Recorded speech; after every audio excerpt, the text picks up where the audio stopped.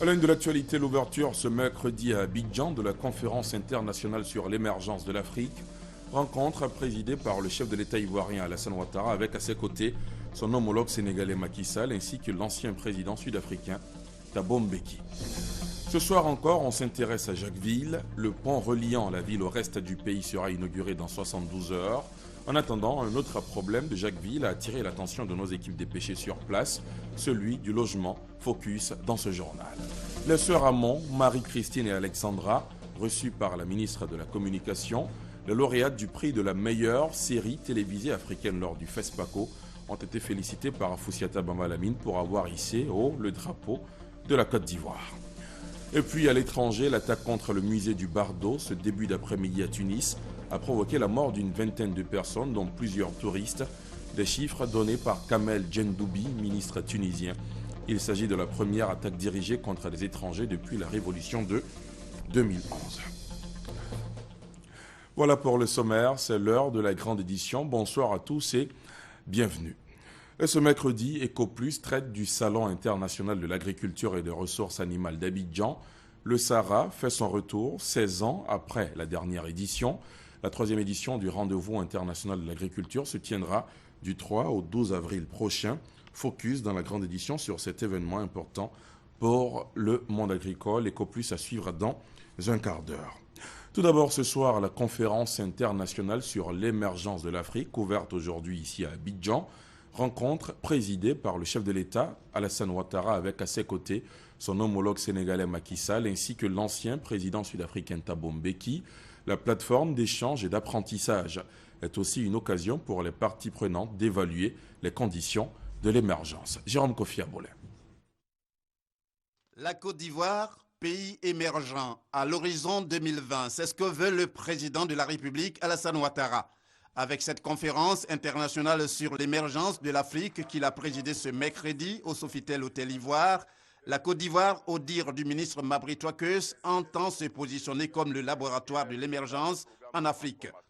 Le ministre d'État, ministre du Plan et du Développement, tout en saluant la présence des personnalités, au nombre desquelles le président sénégalais Macky Sall et l'ancien président sud-africain Thabo Mbeki, a situé sur les enjeux de cette rencontre, la première du genre. La présente conférence internationale constitue une plateforme d'échange et une occasion pour les parties prenantes d'évaluer ensemble les conditions de l'émergence, améliorer leurs politiques et stratégies au vu des leçons apprises, accélérer la croissance et les transformations structurelles des économies et enfin saisir les opportunités nouvelles pour réaliser le bien-être des populations. À l'instar de Hélène Clark, administrateur du Programme des Nations Unies pour le développement, PNUD, l'un des organisateurs avec la Côte d'Ivoire en partenariat avec la BAD et la Banque mondiale, le président Macky Sall s'est félicité de l'organisation de cette conférence. Pour le chef de l'État sénégalais, l'émergence est un défi majeur que l'Afrique se doit de relever. Dans une dynamique d'émergence, l'Afrique a besoin d'une mobilisation conséquente de ressources que l'aide publique au développement en baisse constante ne peut satisfaire. C'est pourquoi nous devons travailler à la réforme de la gouvernance économique et financière mondiale pour l'assouplissement des conditions d'accès des pays en développement au marché des capitaux, la réduction des formalités, des procédures, des délais de conception, de financement et de réalisation des projets de développement, bien sûr dans le respect des règles de la bonne gouvernance. Pour faire partager sa vision de l'émergence, le président de la République, Alassane Ouattara, a d'abord fait un développement en 10 points. L'un de ces points concerne le secteur agricole, un secteur qui, pour le président de la République, ne peut pas être en dehors de l'émergence. Le secteur agricole est le secteur le plus porteur dans les premières étapes d'une croissance forte et partagée. L'augmentation de la productivité dans l'agriculture permet de réduire la pauvreté et de produire une main-d'œuvre abondante pour les secteurs industriels et tertiaires. Plusieurs pays sur le chemin vers l'émergence ont commis l'erreur de négliger le secteur agricole.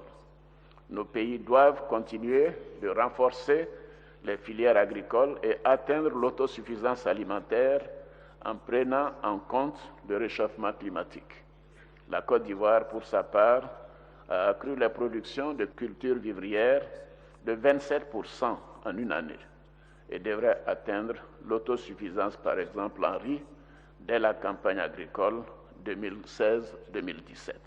Le président Alassane Ouattara a aussi fait cas de l'intégration africaine, de la paix, la sécurité et la lutte contre le terrorisme. Notre ambition est aussi de contribuer au renforcement de l'intégration régionale, aussi bien au niveau de la zone CFA, la communauté des États de l'Afrique de l'Est, la CEDEAO, que du continent africain. Si nous voulons réussir le pari de l'émergence, nous devons promouvoir l'efficacité de la coopération au développement, à commencer par la coopération sud-sud et la mobilisation des ressources intérieures. Nous devons aussi renforcer le partage des connaissances et des capacités humaines et institutionnelles en vue d'accroître la valeur ajoutée intra-africaine et le progrès technologique, gage d'une amélioration des moteurs de la croissance. Bien sûr, nous partageons pleinement tous les objectifs 2063 de l'Union africaine.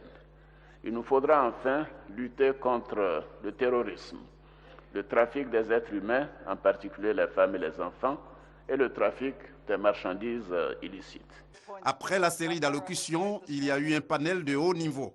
Au nombre des panélistes, les présidents ivoiriens Alassane Ouattara et sénégalais Macky Sall, ainsi que l'ancien président sud-africain Thabo Mbeki.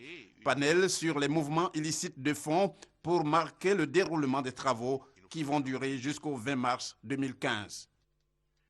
À cette conférence internationale sur l'émergence de l'Afrique, des experts venus du monde entier, notamment des pays émergents, des institutions financières internationales et des ministères techniques ont 72 heures pour réfléchir sur les leçons que les pays candidats à l'émergence pourraient tirer en vue d'améliorer leur politique et stratégie. Noël Niagno revient sur le panel de haut niveau. Aux côtés du président sénégalais Macky Sall, ils sont 300 personnalités de haut rang, experts de renom venus de partout dans le monde. À ce beau monde, Alassane Ouattara, président de la République de Côte d'Ivoire, a donné sa vision de l'émergence. L'émergence est un pari sur l'avenir. Cet avenir-là doit être planifié. La qualité de cette planification nécessite que l'on s'inspire des réussites pour faire l'économie des échecs. 3 réussites vont être passées au scanner. Chine, avec le vice-ministre chinois des Affaires étrangères, représentant les pays émergents, le sénateur Idriss Jala pour développer le cas de la Malaisie, enfin Thabo Mbeki pour l'exemple sud-africain. 3 exemples qui ont pour dénominateur commun la rigueur, la bonne gouvernance et la priorisation des actes à poser. Si l'on devait dire qu'à 2020, un pays veut atteindre l'objectif de l'accès à l'eau à hauteur de 90%. Et pour réduire cela, vous pouvez dire chaque année combien de routes vous pouvez construire, combien d'électrification vous pouvez faire, combien de logements vous pouvez construire et combien cela va coûter. Il faut pouvoir identifier les personnes qui vont mener toutes ces activités. En Malaisie, nous avons identifié les personnes, nous leur avons assigné des indicateurs clés de performance. Et chaque fois, l'on leur rappelle ce qu'ils doivent réaliser. Les recettes sont indiquées, reste maintenant à les intégrer et l'émergence est à portée de main. Parce que l'autre condition, la croissance soutenue, est là depuis 4 ans. Et en marge de cette conférence internationale sur l'émergence de l'Afrique, en fin d'après-midi, ce mercredi, le président de la République, Alassane Ouattara, a reçu en audience l'administrateur du PNUD, Hélène Clark, et le vice-président de la Banque mondiale pour l'Afrique, Maktar Diop. Ils sont nombreux à avoir effectué le déplacement d'Abidjan pour prendre part à ce forum. Fonctionnaires internationaux, cadres d'institutions financières officielles et autres acteurs de développement participent aux réflexions de la conférence. Voici quelques réactions au micro de Lancine Bakayoko. Je pense qu'il y a une croissance très très positive. Maintenant, c'est qu'elle soit durable et qu'elle bénéficie aux populations. Le président Ouattara a très bien énuméré les 10 éléments. C'est la planification, c'est la bonne gestion, c'est l'investissement dans l'éducation, dans la formation, c'est de rendre l'économie plus compétitive, de se baser sur le secteur de l'agriculture, donc d'excellentes orientations pour la Côte d'Ivoire, mais aussi pour l'Afrique. Il ne peut pas y avoir émergence lorsque vous avez des gens qui sont dans la misère. Par conséquent, il faut une réflexion profonde pour voir est-ce que le modèle de croissance sur lequel nous sommes, est-ce que c'est celui qui est susceptible d'assurer un bien-être. Il se trouve que oui et non à la fois. Oui parce qu'il faut des efforts, non parce qu'il faut plutôt une transformation économique qu'une croissance économique. Et la transformation économique, c'est quoi?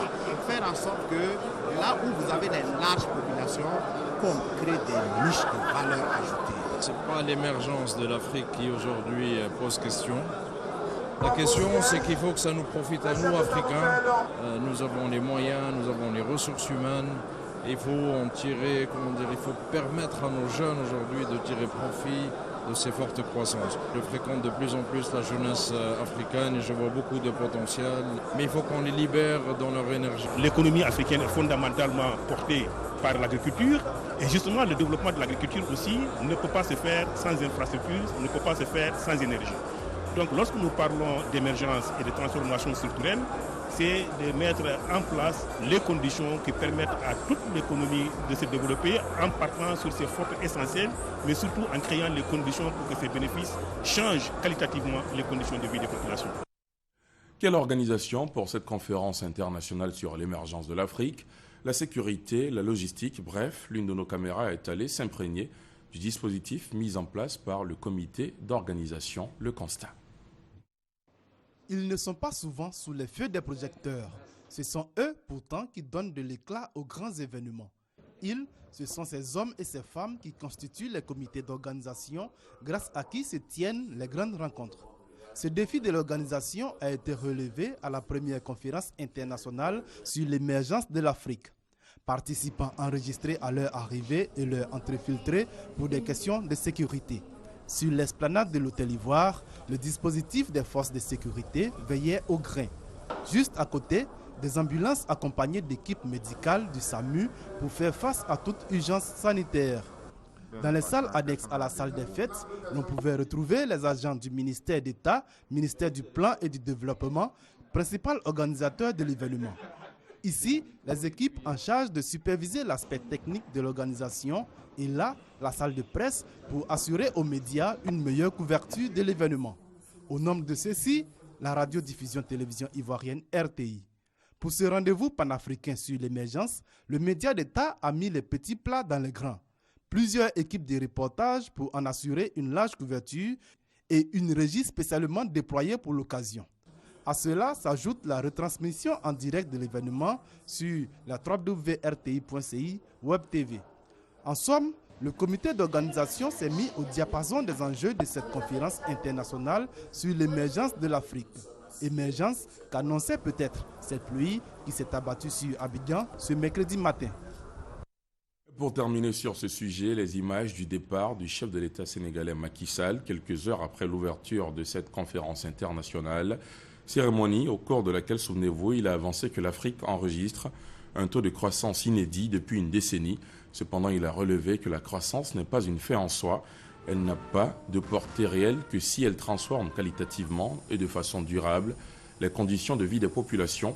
Le chef de l'État sénégalais a donc quitté Abidjan, vous le voyez sur ces images, pour regagner la capitale sénégalaise, Dakar. Place maintenant à la tribune économique de la rédaction, tradition du mercredi, EcoPlus.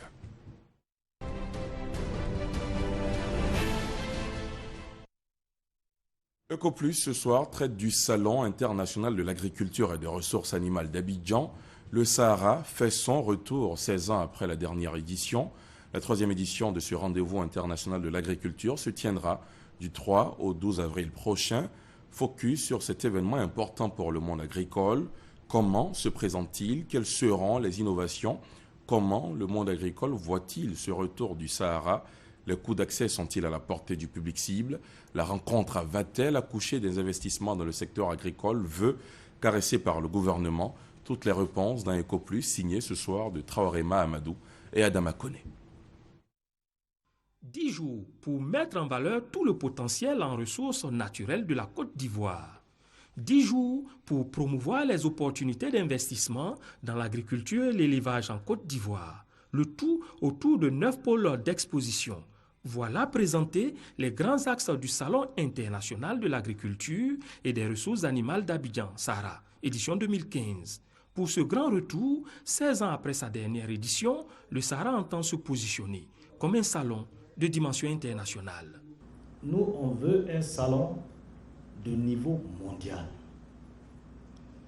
Pour que ceux que nous allons faire venir ici, quand ils vont participer à ce salon, au retour, ils vont l'inscrire définitivement dans leur activité annuelle et chaque année, ils viendront en Afrique de l'Ouest faire leur marché, vendre et acheter, investir. Le Sahara qui va être fait va être un Sahara hors pair. Ça va être un Sahara exceptionnel. Ça va être un Sahara qui va être équivalent à celui qu'on voit en France ou au Maroc, avec du matériel de 12 mètres de haut, des tentes de 12 mètres de haut. Ça représente 3 étages d'immeubles. Hein.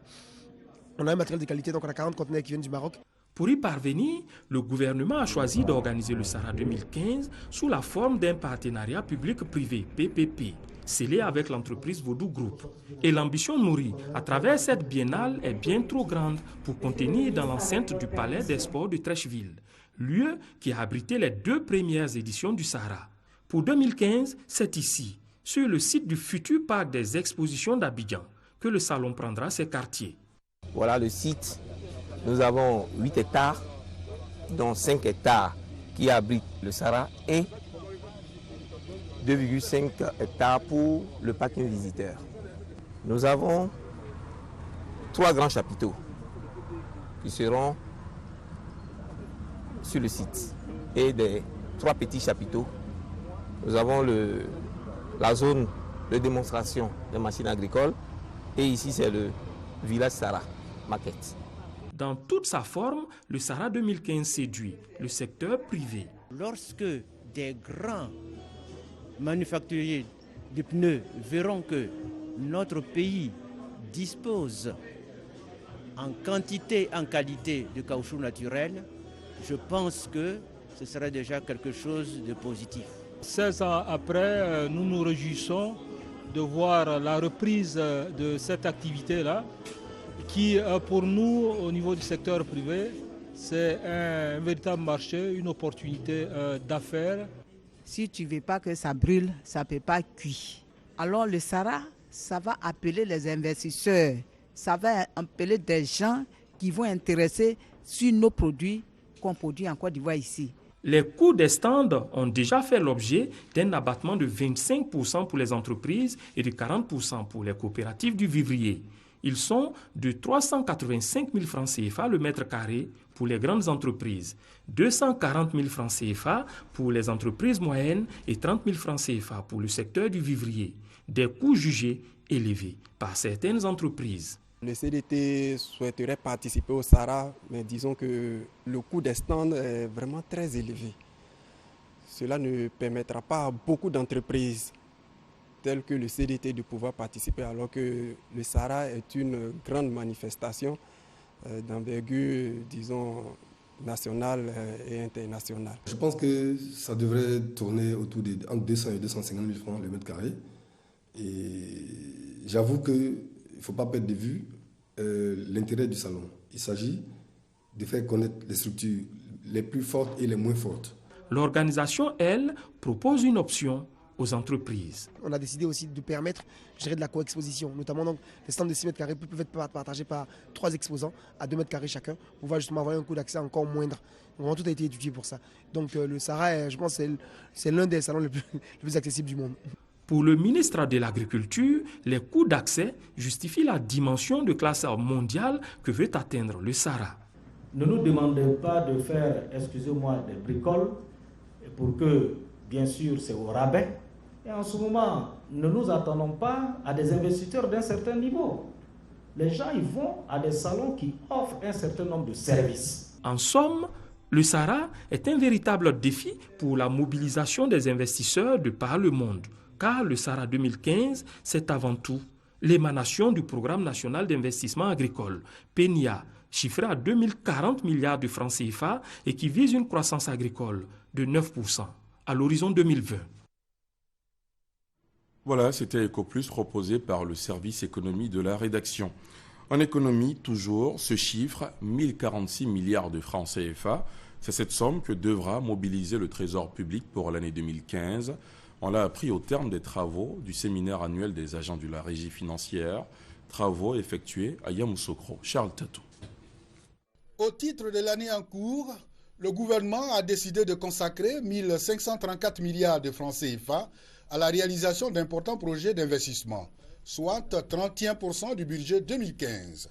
Le Trésor public doit mettre tout en œuvre pour mobiliser sur le marché des capitaux environ 1046 milliards de francs CFA, soit 68,2% des ressources d'investissement attendues. C'est ce qui ressort de ce séminaire bilan 2014 et perspective 2015. Rencontre initiée à Yamoussoukro par la direction générale de cette structure et qui a vu la participation de tous les responsables des différents services du Trésor public. Koné Adama, directeur général du Trésor public et de la comptabilité publique, réaffirme la détermination de sa structure à relever le défi. L'agent du Trésor public doit à chaque instant comprendre qu'il est au service du citoyen et de l'État.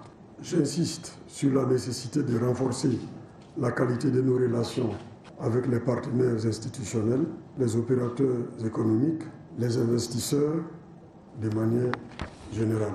Le directeur de cabinet, Koulibaly Adama, représentant la ministre auprès du Premier ministre, chargé de l'économie et des finances, lui a invité le Trésor public à la restructuration du secteur financier dans toutes ses composantes. Pendant 2 jours donc, les participants ont mené des réflexions sur leurs activités, cela en vue de réussir leur mission.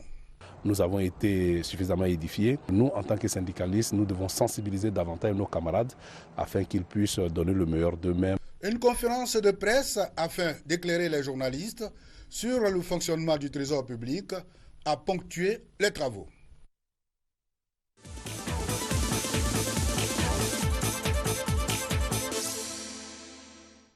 Et ce soir encore, on s'intéresse à Jacquesville. Le pont reliant la ville au reste du pays sera inauguré dans 72 heures. En attendant, un autre problème de Jacquesville a attiré l'attention de nos équipes dépêchées sur place, celui du logement. Le manque d'habitation dans la ville semble être un handicap pour les fonctionnaires et autres travailleurs locaux. Avec l'avènement de ce pont, l'espoir de voir la question du logement améliorée anime les populations. On en parle avec Hamza Diaby. Département de Jacquesville, 3205 km² pour 56 000 habitants. Ici, bénéficier d'un bail à usage d'habitation, c'est comme chercher une aiguille dans une botte de foin. C'est difficile. Pour certains, c'est même impossible. Ça fait 17 ans que je suis ici à Jacquesville. Bon, il faut dire que le point de logement, c'est un peu compliqué. Et depuis 2009, je suis permanent ici. J'en cherche, mais malheureusement, bon, c'est un peu difficile. Le problème de logement est très difficile. Ce qui fait que je suis obligé de me replier chaque semaine sur Abidjan. Et cette situation, les autorités de Jacquesville elles-mêmes le reconnaissent. Le bac était un handicap à l'urbanisation de Jacquesville. Cependant, une lueur d'espoir se dégage. Le pont de Jacquesville, longtemps attendu, l'ouvrage maintenant achevé sera bientôt livré avec, pour première retombée pour le département, un projet immobilier de 400 hectares qui voit le jour. Avec l'arrivée du pont, nous savons que nous allons avoir de l'affluence. Certaines personnes voudraient résider à Jacquesville et aller travailler à Abidjan. D'autres voudraient travailler à Jacquesville et résider à Abidjan, ainsi de suite. Donc, on s'attend à ce que, au niveau de l'immobilier, la demande soit encore plus forte. Donc, d'où l'idée pour la mairie de lancer les opérations immobilières. Pour les autorités, si les cadres de Jacquesville et d'autres opérateurs immobiliers suivaient le pas, cela réglerait définitivement le problème de logement à Jacquesville. Nous recommandons à toute société immobilière qui souhaite également connaître Jacquesville, bénéficier du potentiel que nous avons ici, de venir vers nous, autorités administratives et locales, de sorte à nous aider à remédier à ce problème. C'est seulement à ce prix que Jacquesville aura des programmes de logement à loyer modéré, mais aussi de haut standing pour tous ceux qui en demandent, donc accessible à toutes les bourses. On peut le dire, ce pont qui sera inauguré dans les prochains jours arrive avec l'émergence pour Jacquesville. Le pont de Jacquesville, c'est aussi et surtout le symbole de l'ouverture de la ville au reste du pays et même un pas important vers le développement. C'est ce sentiment qu'éprouvent notamment les membres de la coopérative des femmes du vivrier de Jacquesville. Ces dames, spécialisées dans la fabrication de l'attiéké, attendent beaucoup de la nouvelle infrastructure. Le compte-rendu de Maïsako. Le soleil est de plomb ce samedi dans le quartier commerce à Jacquesville. En dépit de la chaleur intense qui accable cette paisible cité, des membres de la coopérative des femmes du vivrier de Jacquesville sont à la tâche. Vous achetez le manioc, vous l'épluchez le lendemain et vous faites broyer le manioc avec le ferment. Vous attachez cette pâte, vous essourez le manioc, vous le sémoulez, vous le mettez au soleil pour qu'il soit sec à point. Vous le passez au feu, il ressort et c'est l'attiéké de qualité de Jacquesville. Elles produisent en 5 heures de l'attiéké, dont la fabrication dure normalement toute une journée. Ce temps record, les femmes parviennent à le réaliser depuis que l'ambassade de la République fédérale d'Allemagne en Côte d'Ivoire leur a offert une unité de production. Après avoir fabriqué l'attiéké, les femmes l'écoulent sur le marché local, notamment sur le site non loin du débarcadère. Cette denrée étant la nourriture de base à Jacquesville, les membres de la coopérative arrivent à satisfaire en moyenne 100 000 francs CFA de commandes d'attiéké par jour. Des revenus qu'elles espèrent accroître avec la mise en service du pont. Le pont qui va nous être livré est bienvenu parce qu'on n'a que trop souffert. Et j'anticipe pour dire merci. Merci au président de la République qui va nous livrer ce pont très bientôt. Parce que les activités vont redoubler dans cette région. C'est un havre de paix ici. Tous les gens veulent venir s'installer à Jacquesville parce que Jacquesville, c'est la ville de la prospérité. La vie n'est pas de tout repos au sein de la coopérative. Pourtant, ses membres, au nombre de 50 et toutes des quinquagénaires, s'adonnent à cœur joie à leur activité. Elles restent convaincues que le nouveau pont leur offrira des lendemains meilleurs. Le pont va nous aider en ce sens que ça va beaucoup marcher. Il y aura beaucoup d'entrées, beaucoup de sorties. Donc, on aura assez de clientèle. Vraiment, ça nous plaît beaucoup, ça nous plaît. Parce qu'il y a longtemps qu'on a souffert. On a rêvé sur ce pont. Et aujourd'hui, on a eu ce pont. On sait que notre attiéké va partir sans problème. Ces membres battantes de la coopérative des femmes du vivrier de Jacquesville, conduites par Mme Mboa Ango, disent être prêtes à ouvrir leur marché sur l'extérieur. Elles entendent agrandir leur commerce avec l'avènement du pont. Et pour terminer sur ce sujet, je rappelle que les travaux de construction du pont de Jacquesville sont totalement achevés et n'attendent que l'inauguration prochaine du chef de l'État. Elle aura lieu le samedi 21 mars prochain à 11h. Autre sujet, la suspension du mot d'ordre de grève du syndicat des agents techniques des eaux et forêts. Grève entamée hier pour réclamer des revalorisations salariales. Ce mercredi, suite à une rencontre avec la tutelle, les responsables du syndicat annoncent le retrait de cet arrêt de travail. Herman Niamien. Après 2 jours de discussion, le collectif des syndicats des agents techniques des eaux et forêts, qui sont le SINATEFSI, le CATEFSI et le SINAFC, décide de lever leur mot d'ordre de grève. Ce collectif observe un arrêt de travail de 72 heures depuis le mardi 17 mars. Cette décision a été prise après une rencontre avec le ministre des Eaux et Forêts. Le conseil syndical décide de la suspension du mot d'ordre de grève et invite les camarades à reprendre le service dès demain jeudi 19 mars 2015. Par ailleurs, les discussions se poursuivent avec la hiérarchie pour l'aboutissement de toutes les revendications. Le ministre Mathieu Babou-Daré salue l'esprit responsable des revendications des syndicats. Il s'engage à œuvrer pour une solution définitive à leurs préoccupations. La procédure que vous adoptez, qui est assez respectable, qui fait que, effectivement, s'il y a un problème, vous êtes en droit de réagir, mais en même temps, vous demandez toujours à l'autorité un certain nombre d'explications avant éventuellement d'aller en grève si tant est que vous n'étiez pas satisfait. Les revendications des grévistes sont entre autres la gratuité du transport public pour les agents des eaux et forêts au même titre que les autres forces militaires et paramilitaires, l'harmonisation du taux des bails, le relèvement indiciaire par une bonification de 150 points, le fonctionnement de la régie des eaux et forêts et le paiement des arriérés des indemnités de sujétion. Le ministre des Eaux et Forêts précise que des efforts ont été consentis par l'État, notamment le paiement de 600 millions de francs CFA, représentant une avance sur les arriérés de bail des agents des Eaux et Forêts qui s'élèvent à plus d'1,141 milliard de francs CFA. En politique, 3 semaines après le congrès extraordinaire du PDCI-RDA, le parti adopte un réaménagement technique conformément au texte et statut. Il s'agit de la création de nouveaux secrétariats exécutifs pour redynamiser le Parti démocratique de Côte d'Ivoire. Une déclaration a été produite par le porte-parole du PDCI cet après-midi. On fait le point avec Mamadou Kwasi. Le PDCI-RDA en ordre de bataille pour la victoire du président Alassane Ouattara en octobre prochain, c'est à travers l'application effective et pleine de l'appel de Daoukro. Pour le faire, la direction du parti connaît une modification avec la création de 3 nouveaux secrétariats exécutifs. Secrétaire exécutif chargé des relations avec les enseignants militants du PDCI-RDA, Seribi Nguessan Priva. Secrétaire exécutif chargé des relations avec les communautés et la chefferie traditionnelle, Kwaku Abonois Louis.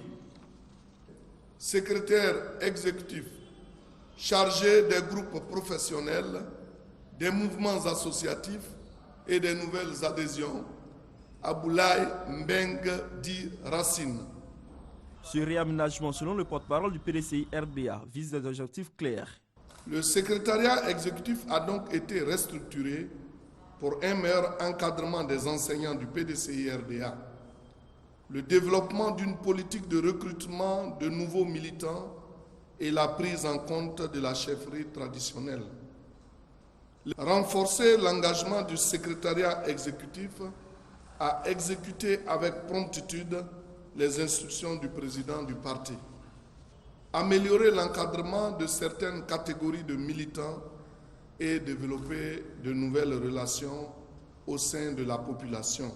Avec toutes ces dispositions, le PDCI-RDA et son président Rikonan Bédié s'engagent pour la redynamisation du parti, mais aussi pour l'application effective et entière des résolutions du 5e congrès extraordinaire tenu le 28 février dernier dans la commune de Treichville.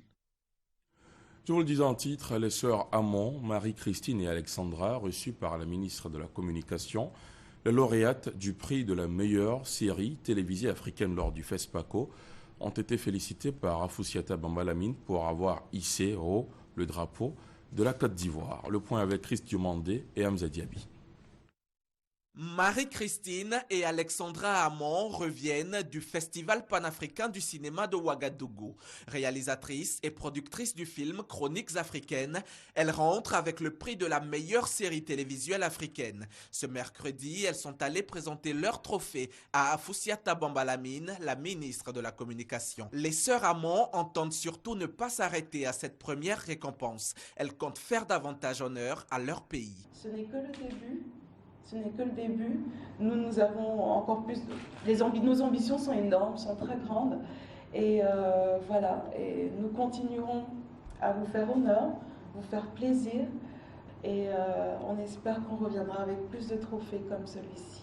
La ministre de la Communication est à son tour heureuse d'apprendre aux lauréates qu'en plus du trophée, elles ont fait remporter d'autres victoires à la Côte d'Ivoire. Vous avez fait tellement bonne impression au Discop qu'ils sont venus nous voir, donc les organisateurs du Discop, pour demander à la Côte d'Ivoire d'abriter un autre Discop. Donc en 2015, nous aurons l'honneur d'organiser donc les 2, 3 et 4 juin 2015 un Discop ici en Côte d'Ivoire. De sorte qu'il y ait 2 Discop en Afrique, un en Côte d'Ivoire à Abidjan et un à Johannesburg en Afrique du Sud. Donc c'est pour vous dire.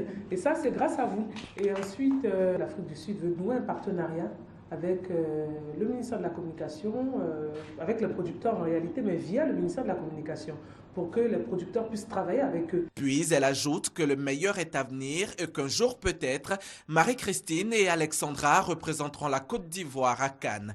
En attendant, se prépare la 2e saison de la série Chroniques africaines, une série qui vient même d'être achetée par de grandes chaînes de télévision chinoises et africaines. À l'étranger, l'Union européenne a félicité aujourd'hui le Premier ministre israélien Benjamin Netanyahou pour sa victoire aux élections l'appelant à un leadership audacieux pour relancer le processus de paix. Cela intervient alors que les pourparlers sont au point mort depuis près d'1 an. L'Union européenne s'engage à travailler avec le nouveau gouvernement israélien à une relation mutuellement bénéfique ainsi qu'à une relance du processus de paix. Et on termine avec cette information. La commission électorale indépendante informe les partis et les groupements politiques que dans le cadre de la poursuite de l'installation de ces démembrements, elle procède depuis le 16 mars jusqu'au 22 mars 2015 à l'installation des commissions électorales sous-préfectorales CESP sur toute l'étendue du territoire national. Les séances d'installation se déroulent au chef-lieu de région ou de département selon le cas sous la conduite des commissaires centraux superviseurs. Dernière info, en Tunisie, l'attaque contre le musée du Bardo qui s'est déroulée aujourd'hui en début d'après-midi à Tunis a provoqué la mort d'une vingtaine de personnes, dont plusieurs touristes, chiffre donné par Kamel Djendoubi, ministre tunisien. Il s'agit de la première attaque dirigée contre des étrangers depuis la révolution de 2011. Voilà, c'est la fin de ce journal. Merci de l'avoir suivi.